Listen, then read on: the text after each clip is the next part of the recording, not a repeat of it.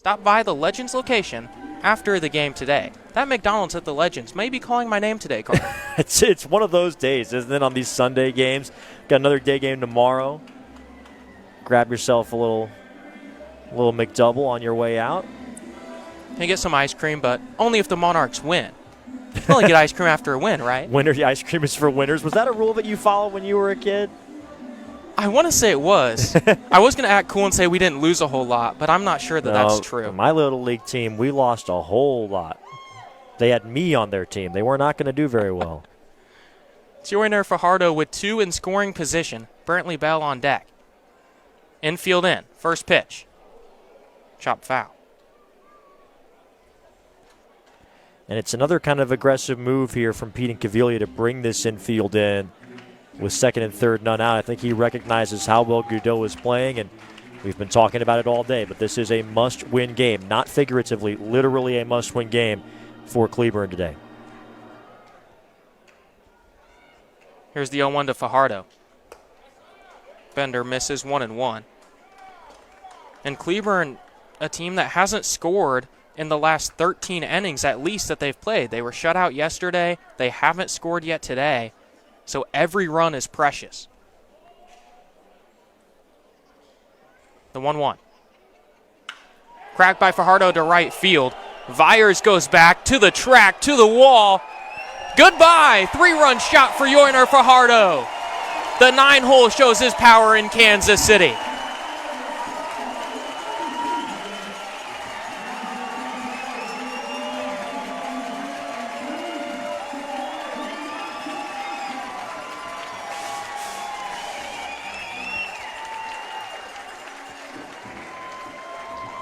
Well, how about that from an unlikely source? Yoiner Fajardo, we know his ability to get on base and steal bags. Here, he shows off the power swing for Kansas City. Number 3 of the season for Yoiner, clearing it out toward the loading dock, and boy, is that a big hit to break this thing open. 3 RBIs and his 3rd home run of the season. Couldn't have come in a bigger spot for Yoiner Fajardo. 5-run lead for Kansas City. Now it's Brantley Bell, one of the hottest bats for the Monarchs, entering today. And it is a homer for history, brought to you by Blue Cross and Blue Shield of Kansas City. $50 donation to the Negro Leagues Baseball Museum. Big home run for a big cause. 0-2 count. Bell today is 0 for 2, a strikeout and a groundout. He's had 2 strike counts both times up. This one into left field, it lands foul. A game of inches, Bell on the wrong side this time. Yeah, he thought he had a chance at that, was heading up the line, but just pulled that a little bit too much. Like you were saying, Brad, he's 0 for 2, but his approach has been just as good as we've seen from him since coming over via Chicago. And this is a guy who I think has a good chance to be a postseason all-star at second base this year. His 2-strike hitting this series has been second to none. Here's the 0-2. Inside 1-2.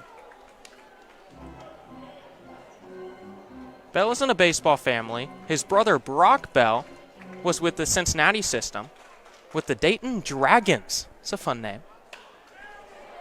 This one's cracked into right. Viers camped, and Viers has it for out number 1. Yeah, and of course the son of Jay Bell, World Series champ. The Dragons, one of the most popular minor league teams. That's one of the ballparks that's kind of on my bucket list to head over to Dayton. It's a beautiful stadium. I feel like Cincinnati, that system has a lot of fun names. Yeah, I think you're right. The Tortugas? The Tortugas, correct? yeah, in Daytona, the Florida State League team. Of course, the Chattanooga Lookouts, where Julian Garcia is currently applying his trade. They've got a nice name, too. Has to be confusing the first time someone starts to work in Cincinnati. Dayton, Daytona. Has to trip someone up, right? Well, isn't there one system, I think it's the Astros, where if you could play at Tri-City and then get called up to Quad Cities. So it's like, hey, you're playing Makes great. sense. Here's another city, you know? Upgraded by 1, 3 to 4? That's right. I think it's Houston. It's off the top of my head. It's an 0-1 count to Mike Caprice. And then, of course, there's the other Tri-City in the Frontier League in upstate New York. which is entirely different. And Brantley Bell was with Tri-City. Right. And he was the Frontier League MVP in 2022. The 0-1 to Priest. 1-1. Micah Priest was with the Cleveland organization earlier this season. Spent a lot of time in their AAA. Now he's with Kansas City. He cracks one high. It'll stay in the infield. Shumper is camped, and the shortstop will make the play. Officially Human and the MIAA would like to recognize and thank the officials working today's game. Officially Human, saving sports at all levels, one official at a time. Coach, I'm sure you've always been on good terms with the officials. Always. Are you kidding me? Best friend. No, all this time. is the honest truth. This is the honest truth. When I retired, I had eight of them show up to my last game and go out afterwards. That's pretty awesome. good. Yeah. Especially when you're calling them rotten names. No. Here's the Hillcats looking to climb back into this game. They're down 5. It's anybody's game. Good pick and roll Jordan, again. too strong. Here's the Lions. This is the big possession. Make it an 8-point game. This ball's loose. Ruffin.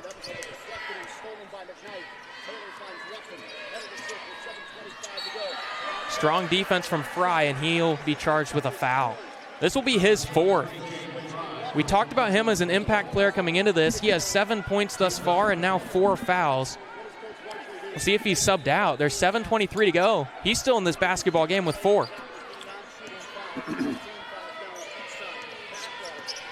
Here's Atwater.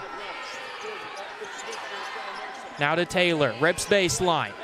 Goes up strong. Rebound to the Cats. Here's McKnight with the basketball for Rogers State. The Hillcats haven't scored in about a minute and 45 seconds. Here's Fry. Jordan with the right. Good touch, and it falls. Well, it was a nice, well-run play because Jordan got the back screen. I'm sorry. Caden Fry found him. Here's Elka Mill. One possession basketball game, and he throws it away. Fry looking to go up. Goes up strong, and he gets it. We talked about Fry being an impact player. He has 9 now. That's the kind of play we've been looking for out of him. Southern with the ball. They're up by 1. Rogers State faithful on their feet. Atwater to the corner. Pull up. It's good. Wow. That's a tough finish from Atwater. 5 of 13 from the field, 12 points now. He's been one of the unsung heroes so far for Southern. He's played very, very well. And throughout this tournament he has. Yeah. 13 points against UCM. And he's gotten some big baskets for them. Here's McKnight.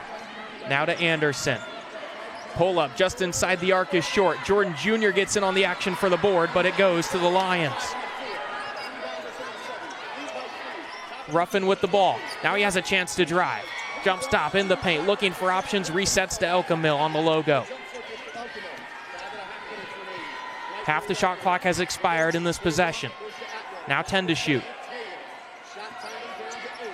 Ball goes to Taylor because who else? Nice. As now it's skipped to Atwater. That's a good pass, and this one's no good. Rebound batted around, finally collected by Jordan, and Rogers State has the basketball. Here's Anderson strong against Ruffin. He gets it. 1-point basketball game. Ooh. As McKnight tries to pick the pocket in the backcourt. I don't think they saw him either. There's a high pick and roll. Ruffin goes to right. Now the skip pass. Atwater acrobatic catch. Keeps the possession alive with 10 to shoot. Set the 3-point arc. Dancing around with the basketball. Turnaround short. Rebound batted out of bounds by Fry. It'll stay with the Lions. Hey, Coach Keister, congrats on the big win tonight. Appreciate that. And it was a big performance from your team. Coach Schleifer was talking in the pregame about how rebounding would be key tonight. And looking at the rebound count, really went to script for your Central Missouri Jennies tonight. That was the biggest stat that we were looking at. We've been a great rebounding team all year, and we've out-rebounded, everyone by +9. And then last Sunday, Washburn, hurt us on the boards there and had 16 offensive boards, and I think we were -7, there on Sunday. So that was really the key for us, is not to give them second opportunities, and we were +7 on the boards tonight, and that's usually the formula for winning for us. Tell me about the bounce-back win. You've now seen Washburn 4 times this season. You've taken 3 games from them, but you lost to them less than a week ago in an MIAA championship game. Talk about the grit from your team tonight. Well, yeah, that's exactly what it was. A lot of grit, a lot of toughness by our team. It's hard to play someone 4 times. Washburn's very difficult to play against.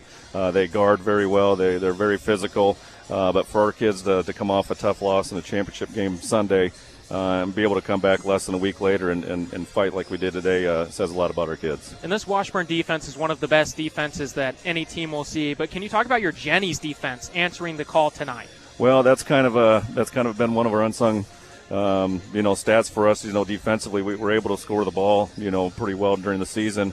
Even when we got beat Saturday or Sunday to these guys, Washburn scored 53 and then came back and got 55 today. And their guard, they're hard to guard, especially inside. They're physical and big. And so our kids did a great job there, especially when we were struggling scoring there a little bit in the second quarter. And we have some lapses where, we struggle a little bit, but our kids kept guarding and that's what kept us ahead in the game. Reese Shaw finished with a career-high 35 points tonight. Could you just talk about her performance this evening? Well, yeah, that was pretty good. I knew she scored a bunch. I didn't know it was 35 until I got the sheet here walking over. She's very difficult to guard, and she can score at any of the spots on the floor, and she's competitive and she's tough, and you could see she had her legs to her today, and as she goes, we go, that's for sure. And you have a young squad this year, this Jennies team. You start 3 freshmen. You have 8 players. Jayla Griffith is another freshman who's on this team who gets considerable playing time.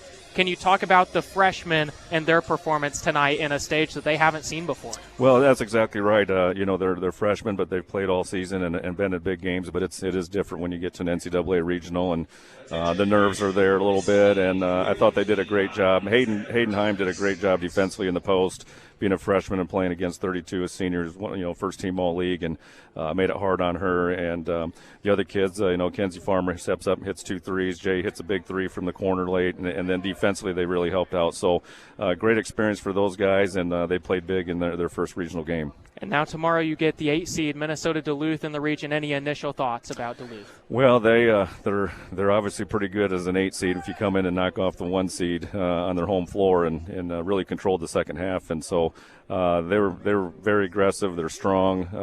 They're good. Everyone this time of year is good. So you don't see that happen a lot where an 8 seed comes in and beats the 1 on their floor. And they had a great crowd in here tonight to go against that. And so that's obviously going to be a tough matchup for us tomorrow. Well, Coach Keister, thank you for your time and congrats on the win tonight. Thank you. Appreciate it. We have 5 teams to go on the men's side of the bracket. So let's look at the number 2 seed getting the bye on the bottom half of the bracket, the Central Missouri Mules, led by head coach Adam Bohach. They enter with a 23-8 overall record. They are 14-5 in MIAA play. The Mules have had no shortage of highlights this season between Lazarick Houston, Javon Hill, Kyron Tilley, and more. Tilley, the reigning MIAA Freshman of the Year, will score about 12.5 points per game. Javon Hill can throw it down, and he also shoots 45% from beyond the arc. That puts him 3rd in the country with 3-point percentage in D2 and 1st in Division II in 3-pointers made with 107. And he is also 6 feet 9 inches tall and leads the team with 170 total rebounds. And then a big highlight player, Lazarick Houston. True freshman, has been the MIAA Athlete of the Week 3 times and can throw down lobs like that. He's a highlight player. You just keep hearing the dun-a-nut, dun-a-nut 2 times in the Sports Center top 10, once 5th, that time 2nd with that turnaround alley-oop. Lazarick Houston averages about 21 points per game for Central, also leads the team with 159 total assists, and is 2nd on the team in steals with 46, right behind Kyron Tilley. A game to remember for the University of Central Missouri. They took down the 1 seed Washburn Ichabods 74-72 at home in Warrensburg and has rode off that momentum ever since. They also had a big win over the University of Arkansas Fort Smith at home during the MIAA game of the week on 38th the spot. They have a 5-2 neutral site record.